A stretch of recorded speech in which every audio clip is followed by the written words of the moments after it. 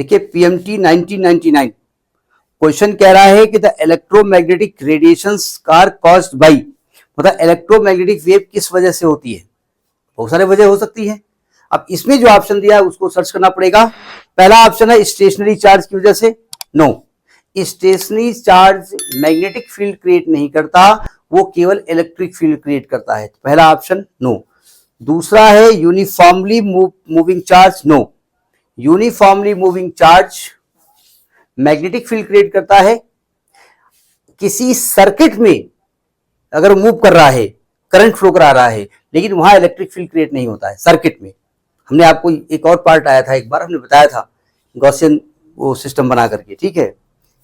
Accelerated charges, जी हाँ, accelerated charge की वजह से इसमें इलेक्ट्रोमैग्नेटिक वेव उत्पन्न होती है, यानी इसका सी पार्ट सही, लेकिन डी पार्ट सही है गलत है उसको भी देखना पड़ेगा ना। डी पार्ट कह रहा है ऑल ऑफ द अबव, ना भैया, पहला तो गलत है, दूसरा तो गलत है, तीसरे सही है, तो ऑल ऑफ द अबव हो नहीं सकता, इसलिए सी पार्ट इज सही। समझ में आई बात नहीं, ये एक बार और क्वेश्चन पूछा जा चुका है, ठीक है।